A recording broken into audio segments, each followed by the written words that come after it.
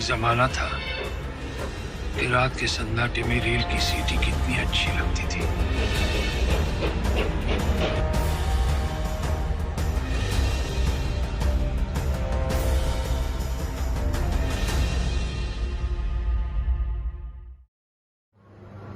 सबको नमस्कार। सभी का वसुंधरा में बहुत बहुत स्वागत है। मैं मनीष किच्छा से आप सबको आज लेके आया हूं इस वीडियो में ये बताने के लिए जो हमारे माननीय देश के प्रधानमंत्री ने एक मुहिम छेड़ी है जिसमें विभाजन विभीषिका दिवस के नाम से एक कार्यक्रम रखा गया है, जिसमें वो उन लोगों से मिल रहे हैं जो अखंड भारत से विभाजन भारत की तरफ आए हैं। यानी जब भारत अखंड था, जब कोई देश नहीं था, खाली हिंदुस्तान था, भारत था खाली, तब वहां से बंटवारे के टाइम 1945 में जो बंटवारा हुआ उसमें कुछ लोग अपने घरों को छोड़कर किन हालातों में यहां से आए हैं और कई हमारे पूर्वजों ने वहां पर शहीद अपना जीवन दिया है, शहीद हुए हैं। उन सबको श्रद्धांजलि देने के लिए हमारे देश के प्रधानमंत्री ने ये मुहिम उठाई है और आने वाली 14 अगस्त को ये एक बहुत विशाल कार्यक्रम रुद्रपुर में जैसे स्कूल में शिव अरोड़ा जो रुद्रपुर के विधायक हैं उनकी अध्यक्षता में पूरा किया जा रहा है।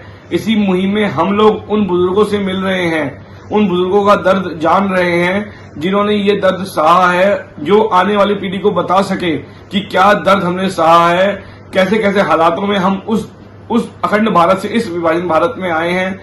ये सब हम उनसे जान रहे हैं ताकि आने वाली पीढ़ी जान सके आखिर विभाजन की पीड़ा क्या होती है। इसी बीच में हमारे संग आज मौजूद हैं किच्छा के श्री लखपत राय सिडाना जी, जो 1945 से भी पहले की पैदाइश से हैं और जिन्होंने इस अखंड भारत को विभाजन भारत में देखा है। आइए बात करते हैं, उन्होंने इस अखंड भारत को विभाजन भारत में देखा है। आइए बात करते हैं श्री लखपत राय सिडाना जी से। मौजी, आपका बहुत बहुत स्वागत है वसुंधरा द्वीप में। जैसा कि मैंने आपको बताया भी था, ऑफ कैमरा बताया था मैंने आपको कि हमारे देश के प्रधानमंत्री ने ये एक मुहिम छेड़ी है। तो पहले तो मैं आपसे जानना चाहूंगा कि हमारे जो प्रधानमंत्री ने मुहिम छेड़ी है उससे कितना आप खुश हैं और कितना आप उनको मतलब धन्यवाद देना चाहते हैं कि हमारे देश के प्रधानमंत्री ने ये मुहिम छेड़ी है। मैं इस जो मुहिम चलाई है प्रधानमंत्री ने, इसके बारे में मैं आपको क्या बताऊं। इतना दिल खुश है कि कम से कम 75 साल बाद भी किसी ने हमको याद किया। 75 साल बाद भी हमारे उन पूर्वजों को याद करने जा रहे हैं जो इस दुनिया में नहीं रहे। मैं बहुत खुश हूँ, बहुत खुश हूँ। जी बाबूजी, बहुत बहुत धन्यवाद आपका कि आपने हमारे इस प्रधानमंत्री के काम को सराहाया। बहुत बहुत धन्यवाद आपका।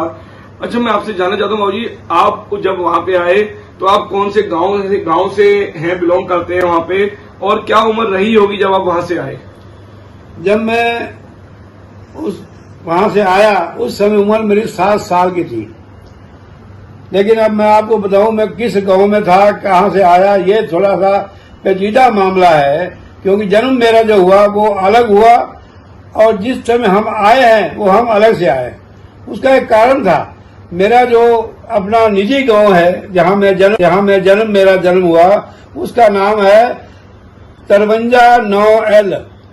53 यानी 53, 9L गांव का नाम था। 53 9L यानी 53 9L। चक त्रिलोक चंदवाला अड्डा कबीर के पास ये हमारा गांव था। इस गांव में 90-95% हिंदू थे। यानी ये एक जंगल को आबाद किया गया था। जंगल को आबाद करके वहाँ चक काटे गए थे और वहाँ पर हमारे लोगों को जो चक मिला उसका नाम था चक 53। 5% जो मोहम्मदन थे वो थे सिर्फ जैसे लोहार, दिरखान, नाई, धोबी, कोई एक दो टीचर भी थे, बाकी सारे के सारे हिंदू थे और टोटल सनातन धर्मी थे। बहुत अच्छा हमारा गांव था, बहुत बढ़िया गांव था सब कुछ। लेकिन जिस समय 1947 में 15 अगस्त से 4-5 दिन पहले हम जो थे, हम नूर शाह, जगह है नूर शाह मेरे ननिहाल थी, मेरे मामा वही रहते थे। नूर शाह में हम मिलने आए वहाँ बेटे, बाकी तो मेरे सब वही रह गए। 53 में नूर शाह मिलने आए तो 4-5 दिन बाद एकदम अचानक ये हल्ला हो गया कि तुम निकलो, तुम्हें यहाँ से। 95% हिंदू थे। यानी ये एक जंगल को आबाद किया गया था। जंगल को आबाद करके वहाँ चक काटे गए थे और वहाँ पर हमारे लोगों को जो चक मिला उसका नाम था चक तरविंजा। 5% जो मोहम्मदन थे वो थे सिर्फ जैसे लोहार, दिरखान, नाई, धोबी, कोई एक दो टीचर भी थे, बाकी सारे के सारे हिंदू थे और टोटल सनातन धर्मी थे। बहुत अच्छा हमारा गांव था, बहुत बढ़िया गांव था, सब कुछ बढ़िया था। लेकिन जिस समय 1947 में 15 अगस्त से 4-5 दिन पहले हम जो थे, हम नूर शाह, जगह है नूर शाह मेरे ननिहाल थी, मेरे मामा वही रहते थे। नूर शाह में हम मिलने आए, माँ बेटे, बाकी तो मेरे सब वही रह गए चक तरविंजा में। नूर शाह मिलने आए तो 4-5 दिन बाद एकदम अचानक ये हल्ला हो गया कि तुम निकलो, तुम्हें यहाँ से निकलना पड़ेगा, तुम्हें यहाँ से जाना पड़ेगा। और इस बीच में एक बात और मैं आपको बताता हूँ, वो बात बड़ी सुनने योग्य है। हमारे उस नूर शाह कस्बे में एक जो थाना था, उस थाने का इंचार्ज जो था वो हमारे घरों में आया और कहने लगा, नाम सबके जानता था, वो कोतवाल था वहां का। वो कहने लगा, ऐसा भाइयों, मैं आज से हो गया कि तुम निकलो, तुम्हें यहाँ से निकलना पड़ेगा, तुम्हें यहाँ से जाना पड़ेगा। और इस बीच में एक बात और मैं आपको बताता हूँ, वो बात बड़ी सुनने योग्य है। हमारे उस नूर शाह कस्बे में एक जो थाना था, उस थाने का इंचार्ज जो था वो हमारे घरों में आया और कहने लगा, नाम सबके जानता था, वो कोतवाल था वहां का। वो कहने लगा, ऐसा भाइयों, मैं आज से 5 साल पहले हिंदू था, 5 साल पहले मैं हिंदू था, लेकिन मैं एक स्त्री के उसमें जाल मोह में फंस के मैं मुसलमान बन गया। आज मैं 2 बच्चों का बाप हूँ, वो मेरी घरवाली है, अच्छी है, ठीक है, लेकिन मेरे पास कल ही कुछ मोहम्मदन लोग आए थे। उन्होंने कहा, भाई आप हमारी क्या मदद कर सकते हैं इस मामले में? हम चाहते हैं जो लोग यहाँ बसे हैं हिंदू, इनको लूट लिया जाए या इनको मुसलमान बना दिया जाए। मैं आप लोगों की कोई सेवा नहीं कर पाऊंगा, मैं सिर्फ बताने आया हूँ, आप अपना इंतजाम करो। इस बीच में रातों रात एक किला नुमा एक वो था मोहल्ला, पूरा किला नुमा था, उसके केवल 2 गेट थे। उन 2 गेटों में लगभग जितने घर आ सकते थे सारे घर वहां आ गए, उसमें सब आ गए, मैं भी आ गया। मेरे मामा के पास थे, उसी मोहल्ले उसी में रहते थे। तो उसके बाद में 8 दिन लगातार ढोल नगाड़े बजते थे बाहर, लेकिन हम दरबार नहीं खोलते थे। और वो अंदर हमारे आरएसएस के कुछ लोग थे जो बहुत ही सक्रिय थे, उनके पास राइफलें थी, बंदूकें थी, वो हर समय लेके पहरा देते थे। तो 8 दिन बाद हम सोचा भी है, अब तो कोई सहारा मिल ही नहीं रहा, अब हम क्या करें? तो हमारे जो बड़े लोग थे उन्होंने कहा, ऐसा करो कि अब हम यहाँ से जाना हमारा बड़ा मुश्किल नजर आ रहा है, तो क्यों ना हम अपने जो हमारे स्त्रियां हैं, हमारी जवान लड़कियां हैं, जवान बहनें हैं हमारी, उनको काट के या डाल दिया जाए, और जो जवान लड़के हैं उनको लेके हम निकलते हैं, लड़ेंगे, मरेंगे, मर जाएंगे, लेकिन अपने बच्चों को नहीं मरने देंगे। उन्होंने फिर लिस्ट बनाई, जो 150-200 घर थे उनकी लिस्ट बनाई, और लिस्ट बना के एक नाम लिखा। उन्होंने कहा, देखो भाइयों, सब साइन करो, जिसकी लॉटरी खुलने से जिसका घर का नंबर निकल आएगा सबसे पहले वो काटेगा। इसी कड़ी में 8 दिन हम लगातार एक घर के बंदे काटते रहे, कम से कम कुछ नहीं तो 50 लोग हमने अपने हाथों से काटे। और उसके बाद में 4 कुएं थे वहां पर उस चाल में, वो 4 एक कुएं में डालते गए, भरते गए, डालते गए। उसके बाद में फिर कुछ बोले तो ये भी बड़ा जुल्म हो रहा है, हम अपने हाथ से अपनी औरतें काट रहे हैं, अपनी बेटियां काट रहे हैं, अपने बहुएं काट रहे हैं, ये तो बड़ा गलत है। चलो हम एक काम और करते हैं। 2 जवान बड़े तगड़े, उन्होंने राइफलें लगाई अपने कंधे पे और साइकिलों से निकल गए रात को 12 बजे। बोले यहाँ से 20 मील पे डिस्ट्रिक्ट हेडक्वार्टर है मेंढ कुमरी, वहां जाते हैं, वहां कोशिश करेंगे कि हमें कोई मिलिट्री दी जाए या हमें कोई हमारी सहायता की जाए। वो दोनों जने चले गए, वो पहुंच गए, पहुंच गए तो वहां जाके उन्होंने हेडक्वार्टर से अपनी प्रार्थना पत्र लगाया और कहा भाई हमें हमारी मदद करो, ऐसे हमारे बंदे फंसे हुए वहां पर, ऐसे हमने इतने मार दिए, सब कर दिया, अब हमसे बाहर नहीं जाता। तो वहां के अधिकारियों ने हमें एक ट्रक दिया, 2 मिलिट्री के जवान दिए, 1 ड्राइवर दिया, बस चौथा आदमी नहीं दिया उन्होंने। और ये कहा जो ये कहे इनकी बात मानना, जाओ इनके साथ बैठ जाओ। वो ट्रक लेके नूर शाह आए और उन्होंने कहा भी हम आ गए, तुम किवाड़ खोलो। उन्होंने फिर हमसे किवाड़ खुलवाया, हमसे मतलब छोटा था, हमारे बुजुर्गों से किवाड़ खुलवाया तो खुलवाए। तो फौजियों ने कहा देखो हम यहाँ आए हैं, आप केवल गर्भवती औरत या जो विकलांग है चल नहीं सकता वो ट्रक में नहीं बैठेगा, बिल्कुल ना कोई सामान ले जाएगा, सामान नाम की कोई चीज नहीं जाएगी, तुम अपना सामान सब यही रहेगा। हो सकता है तुम कोई सोना चांदी या तुम्हारे हाथ में हो या पैसे हो नगद, वो रख लो, बाकी सामान कोई नहीं जाएगा। ऐसे ही हमारे लोगों ने ऐसे ही किया। शाम को वहां से चले तो पूरी रात चलते रहे। दूर दूर से देखते थे लोग, लेकिन ट्रक है मिलिट्री का, उसके डर के मारे कोई नजदीक नहीं आया। हम सवेरे 10 बजे करीब लगभग हम पहुंचे हेडक्वार्टर, वहां पहुंचे। वहां उन्होंने हमें अलग अलग टेंट बने होते, कपड़े के टेंट, पटकुटी जिसे बोलते हैं, उन टेंटों में हमको अलॉटमेंट किया भी तुम यहाँ ठहरो। ऐसे ही हमें 150-200 टेंट मिले, हम उसमें रहने लगे। फिर उन्होंने हमें दलिया दिया खाने के लिए, दलिया ये ले जाओ, पकाओ और खाओ। दलिया हमें वहां से मिला राशन के तौर पर। मैं एक मिनट रुकना चाहूंगा भाजी आपको। मैं ये कहना चाह रहा हूँ कि जब आप वहां से अखंड भारत से जब इस भारत में आए आप, तो सबसे पहले आपको कहाँ रुकवाया गया? वही बताऊंगा। लंबी होती है, वही बता रहा हूँ। उसके बाद में फिर हमने दलिया बड़ी मुश्किल से पका के खाया। फिर एक दूसरे दिन सवेरे एक गाड़ी लगी, वहां पर नदी की रेलवे लाइन थी, वहां गाड़ी लगी आके, तो उन्होंने ऐलान किया भी सब लोग यहाँ इस गाड़ी में बैठ जाओ, ये गाड़ी इंडिया जा रही है, आपको हिंदुस्तान छोड़ देगी। उसके बाद में हम लोग गाड़ी में बैठे। वो गाड़ी की बड़ी लंबी कहानी है, लेकिन ये कह रहे हैं भी लंबा हो गया, इसलिए मैं सारा नहीं बता कर सकता। वो गाड़ी में इतनी मुसीबत हमको हुई कि हम तुम्हें कह नहीं सकते। उसके बाद में मालूम हुआ गाड़ी चल क्यों नहीं रही। सवेरे 9 बजे गाड़ी लगी हुई, शाम के 3 बज गए, गाड़ी चलने को तैयार नहीं। गर्मी का मौसम, यही मौसम था जो आजकल मौसम है, बड़ी परेशानी थी। तो देखा तो वहां जो ड्राइवर है जो सह ड्राइवर है वो मुसलमान थे दोनों, वो गाड़ी चला ही रहे थे, कोई न कोई लूटने के बाद शायद आ जाए। तो उसके बाद फिर हमारे आदमी गए, वहां जाके उन्होंने उनको डराया धमकाया भी इंसानों तुम्हें हम झोंक देंगे इस गाड़ी के अंदर, या चलाओ। तब उन्होंने गाड़ी चलाई। तो मतलब रात भर धीरे धीरे चला के हम सवेरे फिरोजपुर पहुंचे।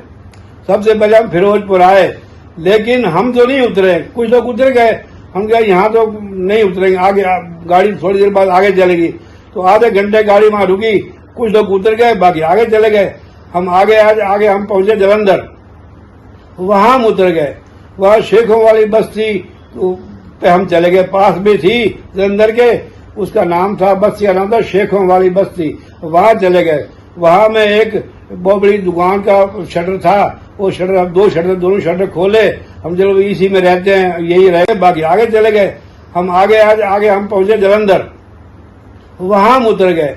वहां शेखों वाली बस्ती पे हम चले गए, पास में थी जलंधर के, उसका नाम था, बस्ती का नाम था शेखों वाली बस्ती। वहां चले गए। वहां में एक बहुत बड़ी दुकान का शटर था, वो शटर, 2 शटर, दोनों शटर खोले। हम चलो इसी में रहते हैं, यही रहे, क्या करें। वहां जब घुसे तो वहां शू की फैक्ट्री थी, बूट बने हुए पड़े थे, कितने पता दर्जने हजारों बूट पड़े थे, कोई कच्चे पड़े थे, कोई बने पड़े थे, वो पड़े थे। अब हम क्या करें इसको, हमारे किस मतलब की है ही नहीं। तो मेरे मामा जो मेरे साथ थे, प्यारलाल दुआ, वो मेरे साथ थे, और माँ मेरे साथ थी, और तो मेरा कोई था नहीं। उसके बाद में फिर वहां से हमने कहा भी अब यहाँ भी खाने को कुछ है नहीं। तो फिर दूसरी गाड़ी में बैठ के हम आगे करनाल उस समय पंजाब में था, अब तो हरियाणा में है, उस समय पंजाब में था। वहां आ गए तो वहां एक अलॉटमेंट हो रही थी, वहां गए मेरे मामा जी। तो उनको रमाणी एक गांव है, उसका नाम है रमाणी। वहां पर हमको कच्ची अलॉटमेंट हुई। 10 एकड़ जमीन हमको कच्ची मिली, लेकिन हमको वहां भी नहीं मिली। मेरे मामा को मिली, चलो कोई मामा के साथ से हम रमानी आ गए। वहां 2-3 साल रहे, तो उसके बाद में एकदम ऑर्डर आ गया भी तुम्हारी जमीन कच्ची, तुम्हारी जमीन तो पाकिस्तान में थी नहीं, ना वहां कोई कागज आया है, इसलिए तुम जाओ। ऑर्डर आ गया भी तुम्हारी जमीन कच्ची, तुम्हारी जमीन तो पाकिस्तान में थी नहीं, ना वहां कोई कागज आया है, इसलिए तुम जाओ, तो तुम ये जमीन छोड़ो, इसके असली मालिक आ गए हैं।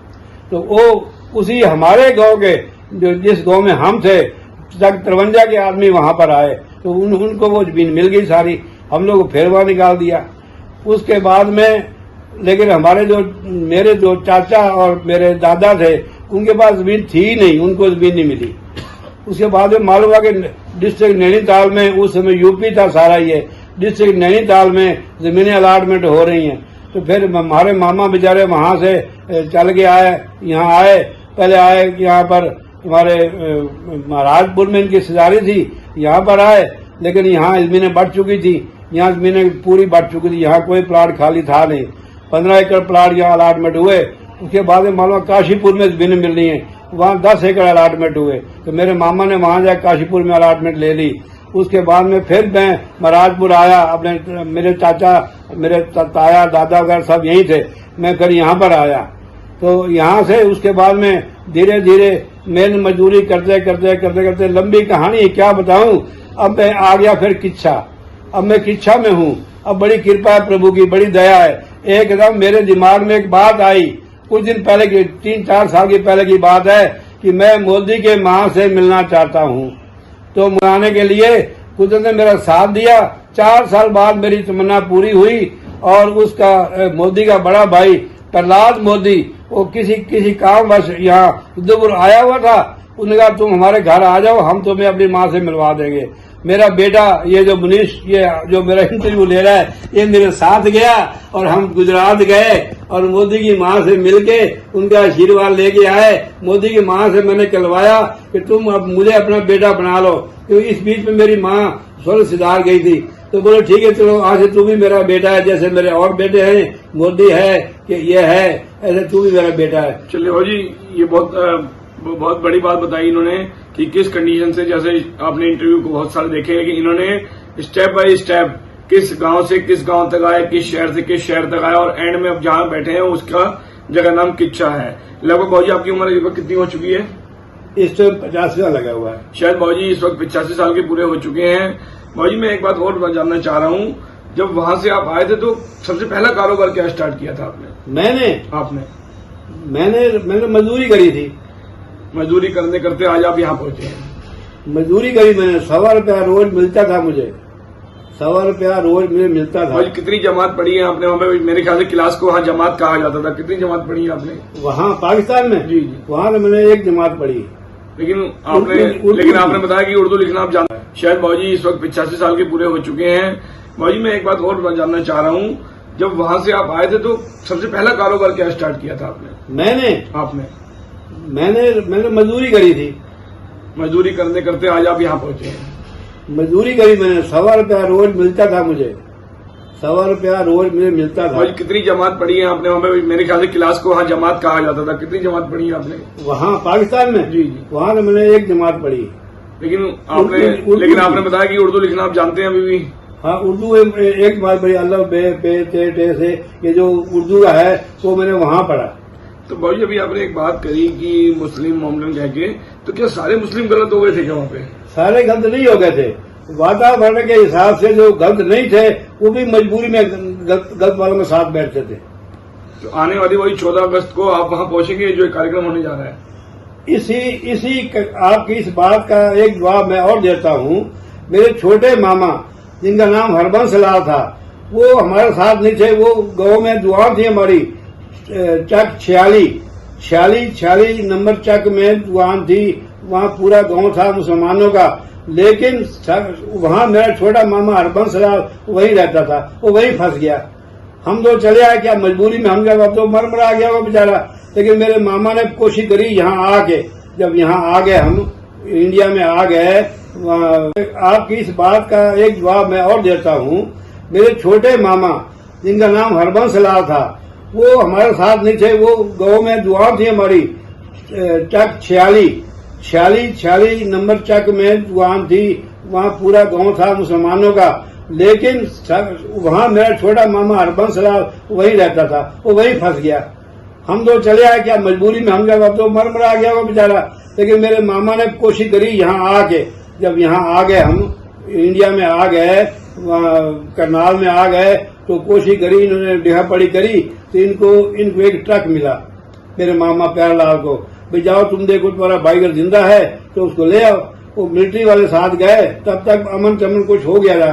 तब वो गए वहाँ उस गांव में, चक 46 में गए। वहाँ एक लाल मोहम्मद नाम का मुसलमान था, उसके घर में थे वो। वहाँ बताया, उसने बताया लाल मोहम्मद ने, और प्यारा लाल यहाँ पर तो इतनी मुसीबत मेरे सिर में पड़ गई, रोज 10-20 आदमी भी, एक काफर को तुमने क्यों छिपा रखा है, इसको निकालो, इसको हम मारेंगे। तो मैंने कहा तू पहले मुझे मार दो, फिर इसको मार दो। तो फिर उन्होंने हमें कहा भी पहले इसको मुसलमान नहीं बनाया, अभी तक इसको जो इसके बदन में खाना होता है वही खिलाया, तो मैंने कोई गलत खाना नहीं खिलाया। आपका भाई है, आपको ले जाओ। ऐसी बात नहीं कि सारे खराब थे, अच्छे लोग भी। डेहा पड़ी करी, तो इनको एक ट्रक मिला मेरे मामा प्यारलाल को, भाई जाओ तुम देखो तुम्हारा भाई अगर जिंदा है तो उसको ले आओ। वो मिलिट्री वाले साथ गए, तब तक अमन चमन कुछ हो गया था। तब वो गए वहाँ उस गांव में, चक 46 में गए। वहाँ एक लाल मोहम्मद नाम का मुसलमान था, उसके घर में थे वो।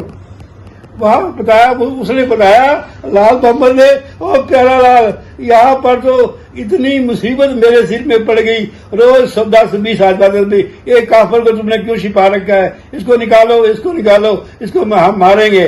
तो मैंने कहा तू पहले मुझे मार दो, फिर इसको मार दो। तो फिर उन्होंने हमें कहा भी पहले इसको मुसलमान नहीं बनाया, अभी तक इसको जो इसके बदन में खाना होता है वही खिलाया, तो मैंने कोई गलत खाना नहीं खिलाया। आपका भाई है, आपको ले जाओ। ऐसी बात नहीं कि सारे खराब थे, अच्छे लोग भी थे, उसकी तो मैंने तो मिसाल दी। मेरे छोटे मामा को मेरा बड़ा मामा लेकर आया हिंदुस्तान में, उसकी औलाद, मेरे हरबंस लाल मामा की औलाद आज रुद्रपुर में बहुत अच्छे कारोबार करते हैं। दुआ परिवार, जिनका बड़े खेड़े में जमीन है, गदरपुर में प्लाट है, पर उससे बड़ा क्या बताऊंगा। जैसे कि आपने सारी दास्तां सुनी कि अखंड भारत से विभाजन भारत में कैसे ये लोग आए, कैसे इन्होंने अपना पालन पोषण किया। इसी कड़ी में वसुधादीप आपको दोबारा किसी और शख्स से मिलवाएगा और उसकी जुबानी भी आपको सुनाएगा। जुड़े रहिए वसुधादीप के साथ। धन्यवाद।